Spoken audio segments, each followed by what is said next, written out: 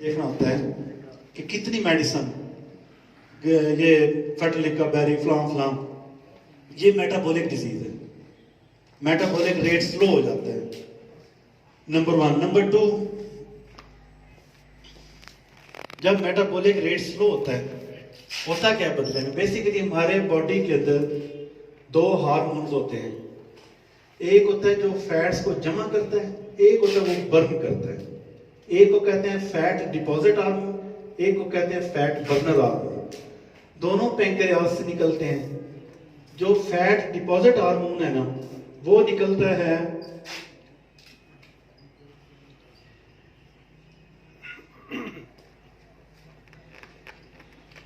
Beta cell से, उसको कहते हैं इंसुलिन। समझ लीजिएगा जरा थोड़ा सा ना, ये भी बड़ा फायदा देगा इंशाल्लाह। दूसरा होता है फैट बर्नर हार्मोन। वो होता है, वो भी निकलता है पैंक्रियास से, और वो निकलता है अल्फा सेल से। इसका नाम होता है ग्लूकागॉन। ठीक है ना? इसका क्या नाम होता है? ग्लूकागॉन। क्यों नहीं मोटापे कम हो रहा है, क्यों नहीं शुगर ठीक हो रही? सिर्फ इस एक बात को समझना है। अब होता क्या, आप जो कुछ खाते हैं ना, ये सारा ग्लूकोज में चेंज हो जाता है। ग्लूकोज जितनी रिक्वायर्ड होती है वो हमारी बॉडी यूज करती है। जो एक्स्ट्रा होती है ना, उसको जो लिवर होता है ना हमारा, वो ग्लाइकोजन की शक्ल में बॉडी के अंदर स्टोर कर देता है। जैसे फर्ज करें, जितने लोगों का ये पेट पकड़ा जा सकता है, ये सारे ग्लाइकोजन है, ये सारी एक्स्ट्रा फैट्स हैं। ठीक है? इसका एक ही मतलब है कि मेटाबॉलिक रेट स्लो है। हम लोगों ने एक दिन, जिन लोगों के ये पकड़े जा रहे हैं, एक दिन हमने शुगर में चले जाना है, यूरिक एसिड में चले जाना है, हाइपर कोलेस्ट्रॉल में चले जाना है। ठीक हो गए? Number one. Fat burner hormone वो होता है कि जिस वक्त हमारे बॉडी के अंदर ग्लूकोज की कमी हो जाती है, रिक्वायर्ड हमें नहीं हो पा रही होती, हम नहीं ले रहे होते, तो फिर ग्लूकागॉन एक्टिव होता है। ग्लूकागॉन एक्टिव होकर क्या करता है कि ग्लाइकोजन को वापस लिवर की तरफ ला के अगेन ग्लूकोज में चेंज करवाता है। और जब ग्लूकोज बन जाती है ना, तो वो एनर्जी का बायस बनती है। मैं आपको मिसाल देता हूँ। रोजा रखते हैं आप, जब जोर और असर का टाइम होता है तो हमें भूख शिद्दत की होती है। ऐसे ही है, वो जिस वक्त हाथ कांप रहे हो, पेट कांप रहा हो, और बुजुर्ग जब हमारे गांव में ना कहते हैं, ओए आप बाबे ना बुलावे, इन्हों रोजा लगे आ जाए, एवं गल पैंदा जाए, ऐसी सूरत होती है ना, उस वक्त क्या होता है कि ग्लूकागॉन एक्टिव हो रहा होता है। ग्लूकागॉन एक्टिव होने के लिए एक ही रिक्वायर्ड चीज है, और वो ये है कि हमारा जो नॉर्मल शुगर लेवल होता है वो कितना होता है? 80 to 115 मिलीग्राम पर डेसीलीटर फास्टिंग पे, और 115 to 170 मिलीग्राम रैंडम। यही है ना? जिस वक्त हमारा sugar level, glucose level less than 84 milligram पर डेसीलीटर हो जाए, उस वक्त ग्लूकागॉन एक्टिव हो जाता है, ये सक्रीट होता है, ये निकलता है। ये फौरन लीवर को ऑर्डर देता है कि जमा शुदा ग्लाइकोजन को वापस लाओ, इसको ग्लूकोज में चेंज करो। क्योंकि ग्लाइकोजन को ग्लूकोज के अंदर चेंज करवाने का काम ग्लूकागॉन का है, और ग्लूकोज को ग्लाइकोजन के अंदर चेंज करवाने का काम इंसुलिन का है। वो फैट डिपॉजिट है, वो फैट बर्नर है। क्लियर नहीं? सो वो होता क्या है कि वो बाबा, या जिस वक्त हमें वो भूख लगी होती है, तो शिद्दत की भूख होती है। फिर आपने देखा होगा कि इफ्तारी के वक्त भूख की वो वाली कंडीशन नहीं होती, हमें सिर्फ प्यास रह जाती है। ऐसे ही है ना? क्योंकि उस वक्त तक ग्लाइकोजन ग्लूकोज के अंदर by the help of glucagon convert हो चुका होता है। क्लियर? सो बदले में क्या होता है कि एनर्जी मिल जाती है। सो हमें इफ्तारी के वक्त वो वाली भूख नहीं होती जो हमें असर और जोर के दरमियान में होती है।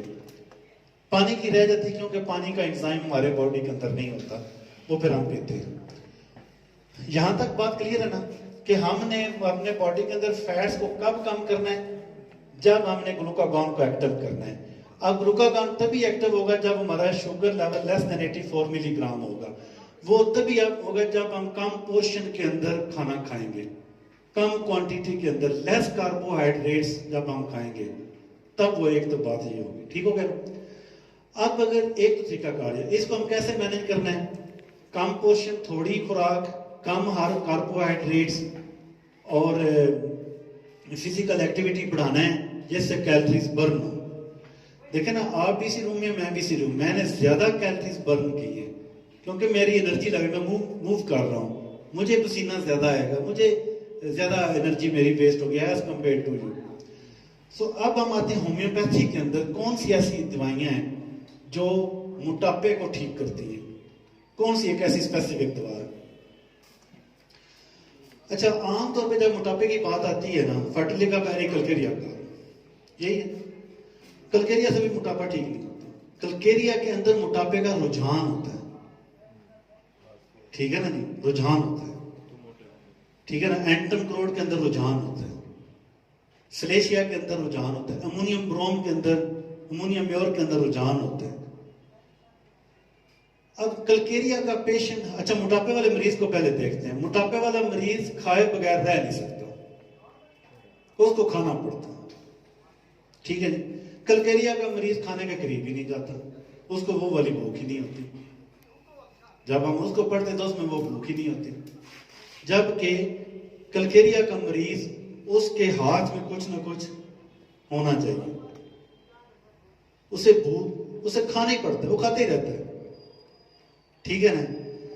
अच्छा, अब आप देखिए होम्योपैथी के अंदर एक दवा है जो खाते ही रहता है और वो है आयोडीन।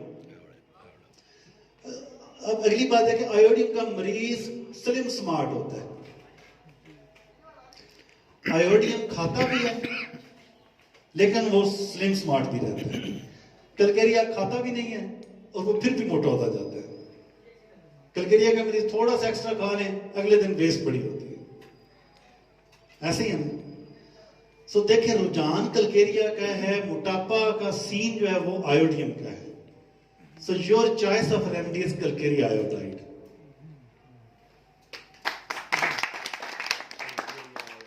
कलकेरिया आयोडाइड लिख लें, 30 ताकत में दें। जिस मरीज को देंगे 10-15 दिन बाद उसको कपड़े खुले होने शुरू हो जाएंगे। सर मैं भी इस्तेमाल करती हूँ। सर देखें, मैं कलकेरिया आयोडाइड किसी बंदे के लिए नहीं की, मैंने मोटापे की कही है। आपको लगता है आपका मोटापा है? बिल्कुल है। मुझे नहीं आपका लगता, मैं बताता हूँ आपकी कमी है, मैं बताता हूँ। सर सुने सुने सुने सुने सुने सर, देखें ये मोटापा नहीं है, ये है बेसिकली मेटाबॉलिक रेट, जहाँ पे मेटाबॉलिक सिंड्रोम आया हुआ है। आप खाते ठीक हैं, आप फिजिकल एक्टिविटी नहीं है, आपकी एक्सरसाइज नहीं है, ठीक है ना। आप अपनी फिजिकल एक्टिविटी को मेंटेन करें, कार्बोहाइड्रेट्स को कम करें, सुबह पराठा बंद करें, रोटी आधी करें, प्रोटीन को बढ़ाएं। और आपकी एज है इस वक्त 44-45, ठीक है ना। 44-5 मिनट आप ब्रिस्क वॉक करें, 90 डेज के बाद आपका मोटापा कम हो जाए। मैंने पहले अर्ज किया, दवाई तब दें जब मरीज की जरूरत हो। बाकी सर ये सारी अलामतें